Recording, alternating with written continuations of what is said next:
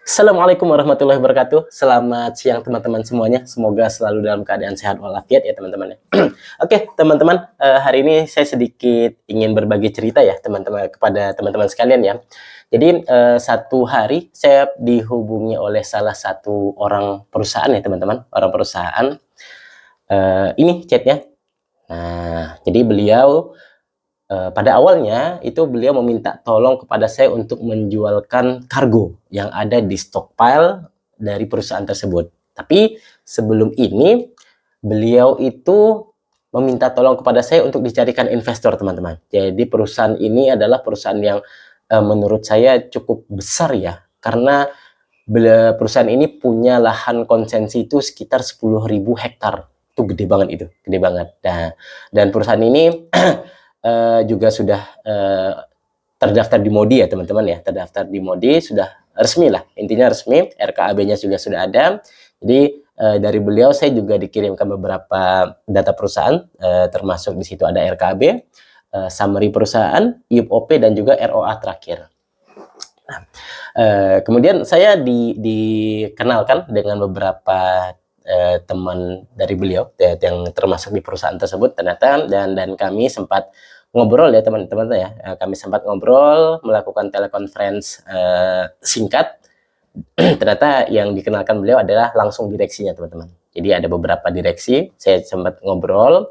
Jadi memang untuk perusahaan tersebut harapan dari direksi adalah kargo itu bisa terjual dulu. Jadi bahasa sederhananya itu Mas Reksi, tolong kita fokusnya untuk penjualan kargo ini ya. Kita fokusnya untuk penjualan kargo ini, baru setelah kargo ini clear, baru kita ngomong terkait perihal JO ataupun joint operation. Nah, jadi saya coba bantu ya teman-teman, saya coba bantu untuk menawarkan penawaran ini ke relasi-relasi yang saya punya, baik itu di kontak-kontak saya ataupun di sosial media saya.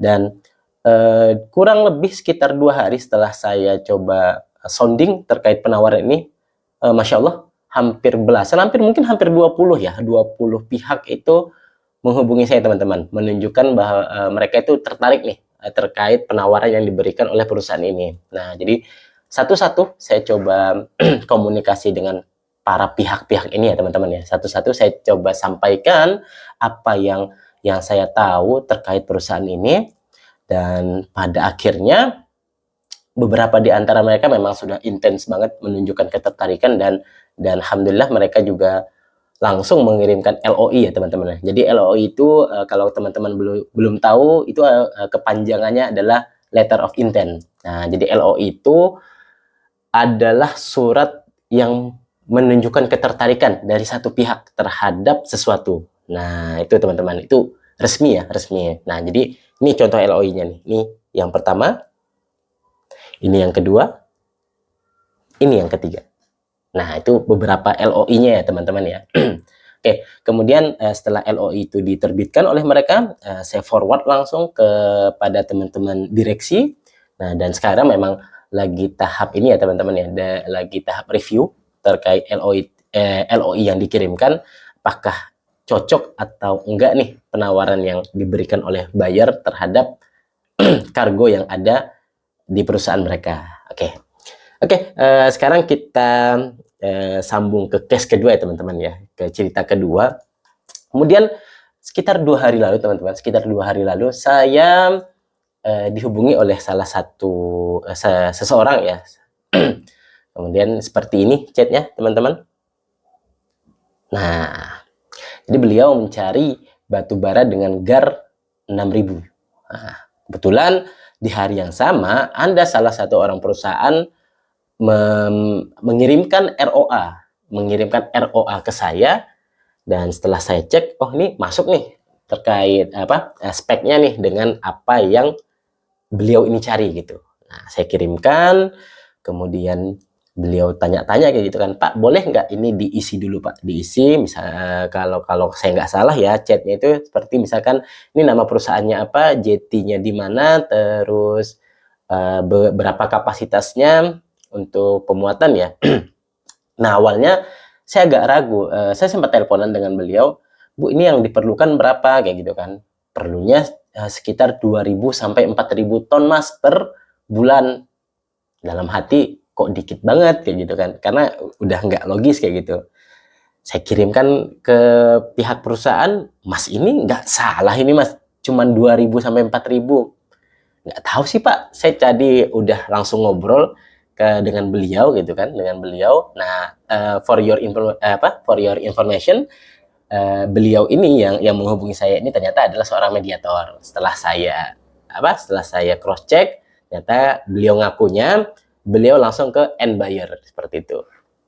Setelah habis itu saat saya konfirmasi lagi, Bu ini benar apakah cuman memang 2.000 sampai 4.000 ton per bulan? Ternyata beliau salah tulis kayak gitu kan. Yang benar itu adalah 20.000 sampai 40.000 ton per bulannya. Oke. Nah, kemudian saya kirimkan pesan ibu itu terkait data-data yang harus diisi sama pihak perusahaan sebelum dikeluarkan LOI. Kemudian saya kirimkan ke pihak perusahaan nih. Saya kirimkan, jadi pihak perusahaan membalas ini ke saya. Jadi pihak perusahaan mengirimkan nama perusahaannya, nama direkturnya, terus beliau berpesan, Mas Reksi, dikirimkan saja LOI-nya Mas. Terus nanti apa-apa yang ingin ditanyakan ataupun diminta sama pihak buyer, langsung dicantumkan saja di dalam LOI, nanti akan kita balas di FCO Mas. Nah, kalau FCO itu teman-teman adalah for corporate offer ya teman-teman ya. Jadi FCO itu adalah surat balasan resmi yang dikeluarkan perusahaan kepada calon buyer. Nah, jadi misalkan buyer tadi udah mengirimkan LOI nih, apa-apa nih yang diminta, barang, spek segala macam. Nah, jadi nanti perusahaan tuh akan mengirimkan FCO teman-teman. Jadi seperti surat balasan lah atau korespondensi balik kayak gitu kan kepada pihak si buyer. Nah, setelah FCO keluar baru deh di situ nanti terjadi negosiasi kan seperti apa ke depannya. Saya sudah sampaikan. Nah, cuman si mediator ini yang dari pihak buyer bilang, Pak Reksi, ini mohon maaf Pak, kan LOI itu nggak bisa dikirim sembarangan Pak. Mohon dulu diisi ini Pak segala macam, karena saya nggak bisa keluarkan LOI-nya kalau misalkan ini belum diisi segala macam. Saya sampaikan ke beliau nih, ini chatnya nih teman-teman ya, nih saya chatkan. Saya bilang, Ibu izin sebelumnya, ya saya paham kalau LOI itu memang nggak bisa sembarangan dikirim kayak gitu kan. Cuman kan saya bilang ini udah jelas Bu, maksudnya udah jelas ini nama perusahaannya, ini nama direkturnya, dan karena ini adalah jual beli company to company, bukan individual to individual, saya rasa nggak salah kalau pihak supplier itu minta LOI ya teman-teman ya, bukan seperti kita jualan entah makanan atau apa, karena ini kan nilainya begitu lumayan ya teman-teman ya, apalagi untuk bermain di batu bara bukan sejuta, puluhan juta atau ratus juta, mungkin miliaran seperti itu kan. Ternyata ibu itu langsung bilang, maaf Pak, kayaknya nggak begitu jelas kan. Mohon maaf Pak, saya close segala macam. Oke, saya bilang, nggak apa-apa Bu, saya juga nggak mau repot urusannya. Oke, di sini mungkin sedikit ini ya teman-teman ya, sedikit pelajaran buat saya sebagai seorang mediator ya. Saya pikir memang ada baiknya saat kita menjadi seorang mediator itu memang kita harus benar-benar cross check ya teman-teman ya. Siapa calon buyer ataupun siapa nih si seller nih seperti itu. Karena saya pikir kalau misalkan ini nggak jelas, contoh kayak tadi ada beberapa LOI yang keluar, kalau itu nggak jelas LOI itu nggak akan bisa keluar. Logikanya kan seperti itu teman-teman ya. Makanya mungkin ini bagi saya pribadi teman-teman, pesan saya buat teman-teman yang mungkin profesinya sama, bukan profesi ya profesi sampingan ya, sama seperti saya itu sebagai seorang mediator,